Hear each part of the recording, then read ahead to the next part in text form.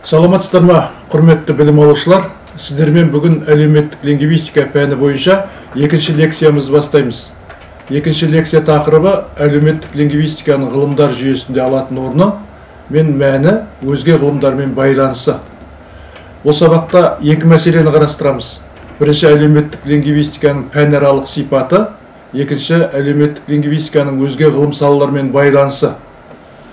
Құрметті білім алушылар, әуелі әлеуметтік лингвистиканың пәнаралық сипатын анықтап алайық.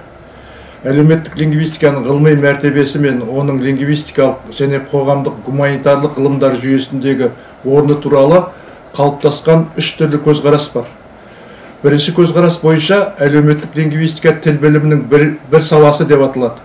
Өйткені ол күллі тіл біліміне тән болып табылатын тілді нысана ете отырып, тілдің әлеуметтік қызметтік жағын қарастырады.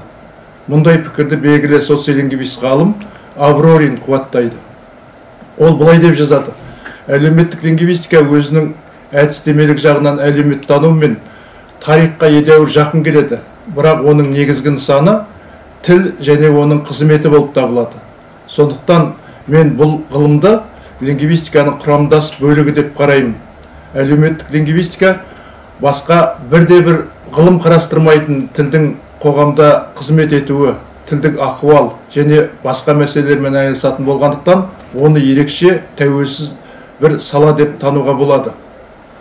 Екінші көзқарасқа сүйенсек, әлеуметтік лингвистика ғылымдардың шекаралық, пәнаралық саласы. Оның проблемалары мен лингвистер және өзге ғылымдар әлеуметтану, тарих, психолингвистика, демография, статистика, этнография, тағы басқа ғылым өкілдері айналысады. Соған байланысты оның ғылыми зерттеу нысаны мен әдістері жөнінде лингвистер мен өзге ғылым салаларының көзқарастары әртүрлі деңгейде болып, бұл кең пәнаралық саладан өзіндік терминологиялық белгілері бар түрлі бағыттар шығады. Сондықтан неміс лингвистері Горсе мен Нойберг әлеуметтік лингвистика мен тіл социологиясын лингвосоциологиядан айырып көрсетуді ұсынады. Оның біріншісі, яғни әлеуметтік лингвистика, тіл мен қоғамның өзара байланысты проблемаларын лингвистикалық тұрғыдан зерттесе, екіншісі, яғни лингвосоциология, оны әлеуметтану тұрғысынан қарастырады. Никольский әлеуметтік лингвистика мен лингвосоциологияны ажырата келіп, біріншісі әлеуметтік құбылыстар мен процестерді тілдік бейнелерді зерттеумен айналысса, екіншісі де сол нысанды тек әлеуметтану тұрғысынан зерттейді дейді. Әлеуметтік лингвистиканың ғылыми мәртебесі жөнінде үшінші көзқарас бойынша, әлеуметтік лингвистика өзінің зерттеу әдістері мен тәсілдеріне ие біртұтас жеке ғылыми пән. Бұл жөнінде Швейцер былай деп жазады: біздің ойымызша, қазіргі әлеуметтік лингвистика тіл білімі мен әлеуметтанудың тиісті бөлімдерінің механикалық байланысы емес, ол ортақ теориясы, бірыңғай зерттеу нысаны мен мақсаты бар, бірыңғай ұғымдық аппаратқа ие зерттеу процедураларының жалпы жиынтығы арқылы біріккен жеке ғылым саласы деп қарастыру керек. Жоғарыда аталған әрбір көзқарас ғалымдардың түрлі пайымдауларынан шыққан тұжырымды объективті фактіні көрсетеді.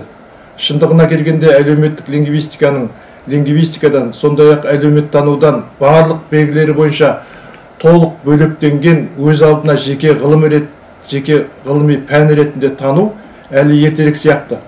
Әлеуметтік лингвистика тіл білімі, әлеуметтану, философия, әлеуметтік психология, заң ғылымы, демография, тарих, статистика, экономика, информатика, маркетинг, география, тағы басқа ғылымдардың арасынан орын алып, пәнаралық байланыста дамитын ғылым саласы болып табылады.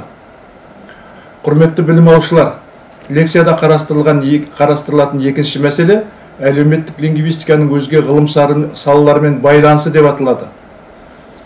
Жоғарыда айтып өткеніміздей, әлеуметтік лингвистиканы кейбір ғалымдар лингвистиканың бір саласы ретінде қарастырса, басым көпшілігі жеке ғылыми пән ретінде қарайды. Ол негізсіз емес, өйткені оның әдіснамасы мен әдістері түрлі дәстүрлі лингвистикадан бөлек, өзіндік ерекшелікке ие. Басқаша айтқанда, әлеуметтік лингвистиканың зерттеу нысанасы тіл емес, тіл қоғам деп аталатын кешенді жүйе. Яғни тіл мен қоғамның әлеуметтік құрылысының барлық түрлерінің өзара байланысы болып табылады. Әлеуметтік лингвистика өзінің ұғымдық аппаратында көрсетілгендей, көптеген проблемаларын пәнаралық деңгейде қарастырады. Мысалы, тіл және қоғам проблемасы жалпы тіл білімі шеңберінде қарастырылса, әлеуметтік лингвистикалық талдаудың бастапқы түсінігі тілдік ұжым мәселесі әлеуметтану ғылымымен байланысты. Ал оған қатысты тілдік белгілер тіл білімдік негізде анықталады. Әлеуметтік лингвистиканы зерттейтін проблемаларының біріне тілдің барлық құрылым деңгейлеріндегі әлеуметтік саралануы жатады. Тілдің әлеуметтік саралануы көп құрлы болып келеді. Ол әлеуметтік құрылымның түрлерімен байланысты стратификациялық саралауды да, әлеуметтік көп түрлігімен болатын жағдаятты саралауды да қамтиды.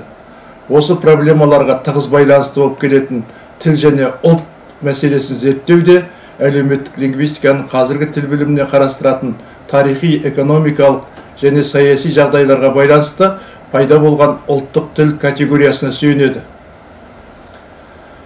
Көңіл бөліп тыңдағандарыңыз үшін рахмет. Қош сау болыңыздар.